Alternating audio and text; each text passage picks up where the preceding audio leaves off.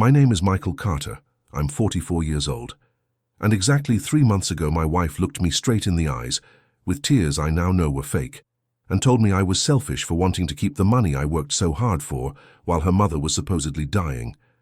At that moment, she didn't know that I had already discovered everything. She didn't know that while she was planning how to empty my bank account, I was already calculating how to destroy her world of lies. She thought she had me cornered between guilt and duty, but she forgot one detail. I'm not the kind of man who breaks. I'm the kind who watches in silence. Seeing her cry over an illness my mother-in-law never had was the switch that shut off every last trace of pity I had left. If she wanted to play games with someone's health and with my financial future, I was going to show her exactly how it feels to lose absolutely everything in a single move. That woman, the one I shared my bed with for 12 years, was willing to leave me with nothing just to feed her family's greed. But my response was far colder than anything she could have ever imagined. If you enjoy stories where betrayal has consequences and justice arrives without warning, leave a like and subscribe. Here we share real stories of revenge and lessons that are never forgotten. To understand how we reached that point, I need to explain who I was before the poison of betrayal stained everything. I've always been a man of numbers, of logic. I work as a risk analyst for a logistics company. My life is built around anticipating disasters, spotting cracks before a structure collapses. Ironically, I failed to see the crack forming inside my own home. I had been married to Emily for 12 years. 12 years I believed were solid. We weren't the perfect movie couple, but I trusted our stability. She was always passionate, a bit impulsive, and I thought my calm temperament was the balance she needed. My routine was simple. I worked 10 hours a day, sometimes more, saved every extra dollar, and kept our home comfortable in a way she never lacked. I was never a man of luxury, but I made sure she wanted for nothing. My only vice was work, and my goal was a quiet retirement. The problem was always her family, specifically my mother-in-law, Martha. From day one, I felt she didn't see me as her daughter's husband, but as a walking bank account. Martha is a manipulative woman, the kind who uses religion and morality to get what she wants. There was always an emergency, always an unexpected expense, always a debt someone else had to cover. Emily never knew how to set boundaries. To her, her mother was sacred, and any criticism I made about how Martha wasted money turned into a 3-day argument. I learned to stay quiet to keep the peace, but I began noticing that money from our joint account was disappearing faster than usual. Small amounts at first, then sums that could no longer be justified as grocery expenses. This year was especially brutal at work. There were layoffs, constant pressure, and overtime that drained me physically. But in the end, my effort paid off. I received an extraordinary performance bonus, a significant amount, the result of saving a multi-million-dollar contract for the company. That bonus wasn't just money to me, it was our future security, the foundation for our old age. When I got the deposit notification, I made the mistake of celebrating with Emily. I saw her eyes light up, but it wasn't pride in my achievement. It was something darker, a spark of ambition that should have put me on full alert. She hugged me, told me I deserved it, but that very night the atmosphere in the house changed. It became thick, heavy. The whispered phone calls in the kitchen began. Emily would hang up the moment I walked in. Her phone, which she used to leave casually on the table, never left her side anymore. I'm not a jealous man by nature, but my analyst's instinct started to notice patterns. Martha began visiting more often, always with a long face, sighing, talking about pains she never fully explained. They would sit in the living room speaking in low voices, and when I got close they'd quickly change the subject. I pretended not to notice. I sat with my laptop working, but my ears were sharp. I caught scattered words: treatment, expensive, only chance. One day Emily cooked my favorite dinner. She was especially affectionate, too attentive. That was the first real alarm. When someone who's been distant suddenly becomes overly sweet, it's because they're preparing the ground for a blow. After dinner, she sat across from me, took my hands, and her eyes filled with an anguish that looked very real. She told me her mother was very sick. She spoke of a tumor, of a recent diagnosis that had left them terrified. She said they needed urgent surgery and a treatment the insurance wouldn't cover. Then she dropped the sentence that changed everything. "Michael, we need your bonus. It's the only way to save Mom. You can make more money, but she only has one life." At that moment, something clicked inside my head. It wasn't pain, it was cold clarity. I looked at her and didn't see my wife. I saw a con artist, but I didn't react. I didn't yell. I stayed silent, watching her hands fidget, watching her avoid my direct gaze. My mind replayed every detail from the past few weeks. The calls, Martha's visits, the way Emily had been treating me. My logic told me something didn't add up. If Martha were truly that sick, she wouldn't be eating cake and laughing in the living room when she thought I wasn't watching. I told Emily I needed time to think, that it was a lot of money and I had to review my finances. She got angry, called me insensitive, said her mother was dying while I counted dollars. She locked herself in the bedroom, crying dramatically. I was left alone in the dining room, in the dark. I didn't turn on the light. I sat there for hours, processing everything. My wife was willing to use the word cancer and her own mother's life as an emotional extortion tool to take the money I had earned with my own sweat. In that instant, the structure of my marriage, something I believed was solid, finally collapsed. There was no turning back. I wasn't going to let them steal from me, but I wasn't going to confront them yet either. I needed proof. I needed to know how deep the deception went before taking my next step. My silence wasn't doubt. It was the preparation of a counterattack that would leave no survivors. The confirmation of the betrayal came in the most banal way possible. Emily left her tablet open on the kitchen counter while she was in the shower. She was always careful with her phone, but she underestimated my ability to observe. On the screen, a message thread with her mother, Martha, dismantled any doubt I still had. There was no tumor.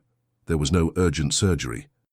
There was only a list of my mother-in-law's gambling debts and Emily's plan to buy a small apartment in her own name, an emergency exit in case our marriage collapsed. Emily had written, "I already told him about the cancer. He went pale. He's cheap, but guilt will break him eventually. As soon as he gives me the bonus, we'll make the down payment." Martha replied with a laughing emoji and a simple, "Hurry up. The seller won't wait." A dry chill ran down my spine. It wasn't an explosion of anger. It was something closer to crystallization. My wife didn't just want my money. She was building a future where I didn't exist, financed by my own hard work. Over the following days, the atmosphere in the house became suffocating. Emily used every manipulation tactic she knew.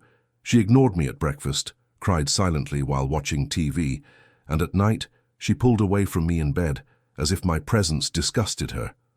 "If my mother dies, it'll be your fault," she snapped one morning as I tied my tie. I looked at her through the mirror.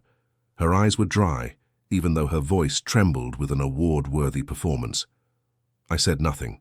I just nodded and left for the office. That week, Martha came over.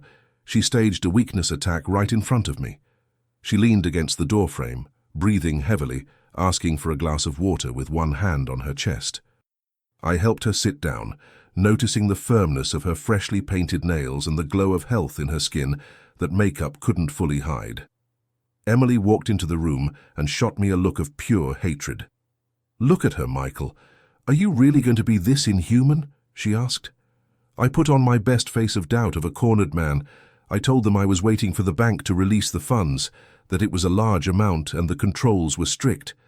I saw them exchange a knowing glance over my shoulder. That was the moment I symbolically expelled them from my life. They were no longer my family. They were targets. The humiliation reached its peak on Friday night. Emily organized what she called an intimate dinner to say goodbye to peace and calm before her mother's supposed surgery. She invited a cousin of hers, a man who always struck me as a parasite, who was allegedly helping with the legal paperwork for the treatment. I spent the entire evening listening to them talk about private clinics, expensive doctors, and how much of a blessing it was to have a provider man in the family. I drank my wine in silence, recording every lie, every smug gesture from that cousin who already pictured himself enjoying a share of my bonus. They treated me like a useful idiot, like an ATM that just needed a bit of drama to be properly manipulated. What they didn't know was that earlier that same afternoon, I had visited the doctor who supposedly made the diagnosis. I used a company contact to check the records. There was no Martha registered, no cancer diagnosis. I also discovered that the cousin wasn't a legal advisor at all, but a real estate agent who already had the contract ready for the apartment Emily planned to buy behind my back. I felt nauseous, not because of the money, but because of the depravity of using death and illness as tools of extortion. At the end of the dinner, Emily caressed my hand, smiling in a way that never reached her eyes. "I know you'll do the right thing, my love," she whispered. In that moment, I decided I wouldn't just reclaim my peace, I would strip them of every last shred of dignity they had left. By Sunday morning, the pressure became unbearable. Emily yelled that the hospital needed an advance payment before Monday, or the surgery would be cancelled. Martha was on the couch, pretending to faint. It was a pathetic scene. Emily shoved bank papers in my face, documents she had printed herself, demanding my signature to transfer the funds to a medical account that, of course, was in her name. She looked at me with absolute contempt, convinced I was beaten. "Sign it now, or get out of this house." "I don't want a monster like you as my husband," she screamed. I picked up the pen. My hand didn't shake. I signed a document, but not the one she thought.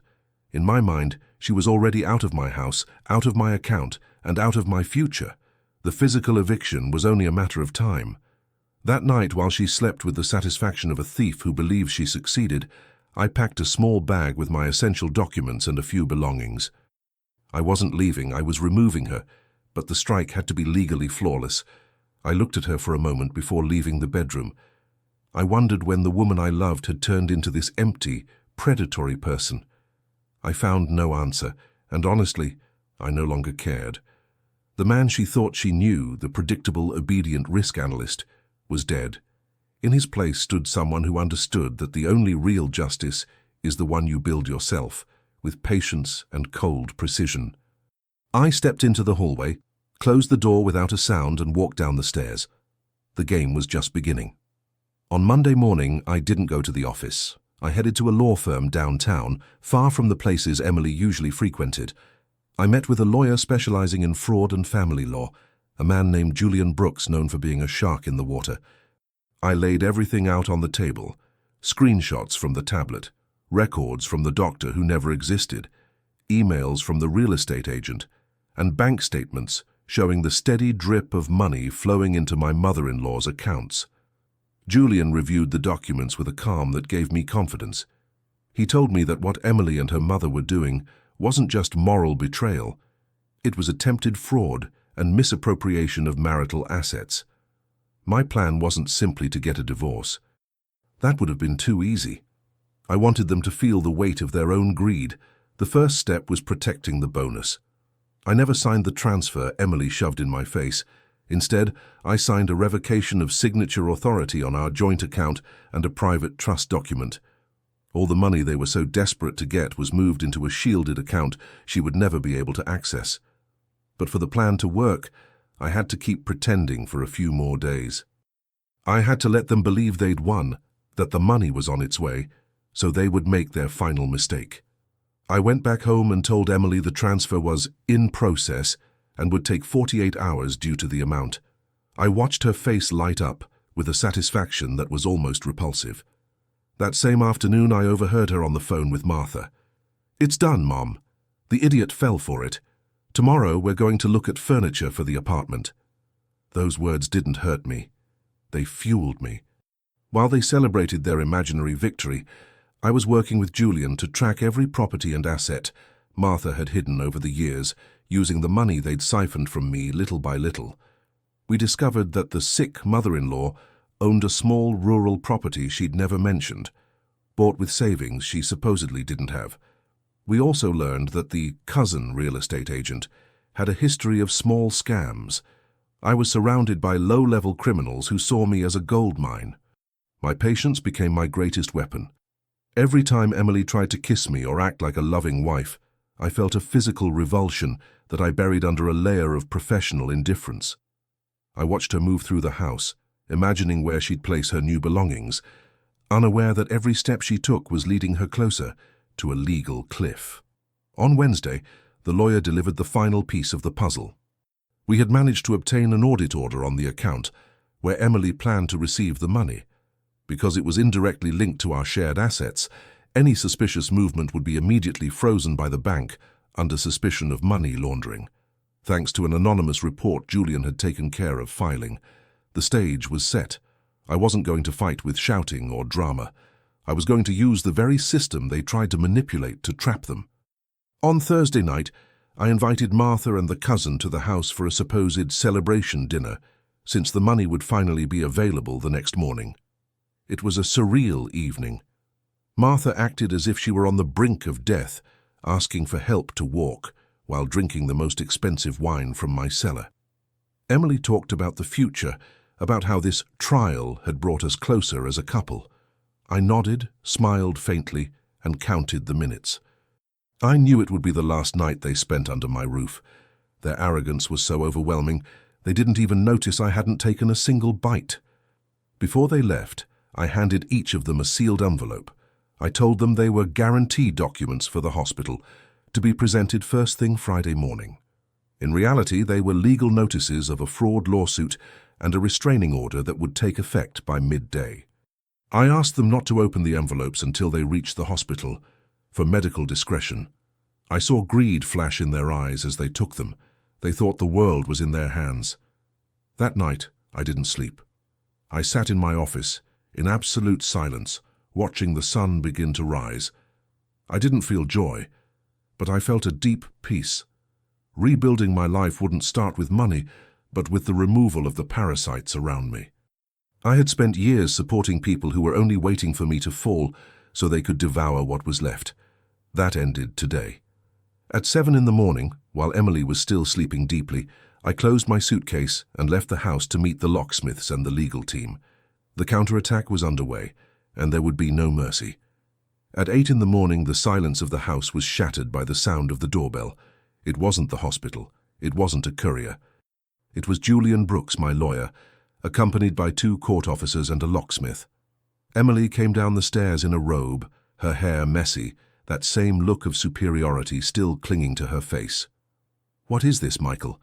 Who are these people?" she asked, irritation in her voice. I didn't answer. I simply pointed to the envelope she had left on the entry table, the same one I had handed her the night before. "Open it now, Emily. Stop acting," I said, my voice so flat that she took a step back. When she opened the envelope and saw the divorce filing for fraud, along with the evidence of her messages with Martha, her face went from confusion to a deathly pale. At that exact moment, her phone began ringing frantically. It was her mother. Martha was at the hospital, but not on a gurney. She was in administration trying to pay for the surgery with the document I had given her.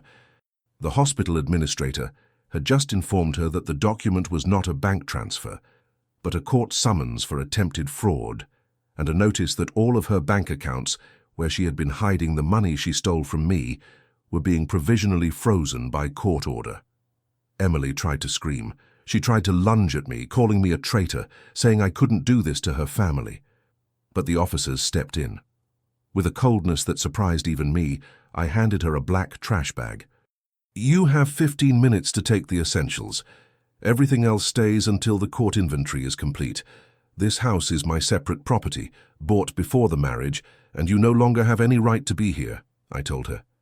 She started to cry, but this time the tears were real, the kind that come when a predator realizes it has fallen into its own trap. While she was escorted upstairs to pack, my mother-in-law arrived at the house in a taxi. She jumped out running, completely forgetting her role as a dying woman. She stormed inside, screaming insults, with an energy no cancer patient would ever have. She pointed at me, yelling that I was a monster for leaving a sick elderly woman out on the street. I stepped close enough for her to see the contempt in my eyes.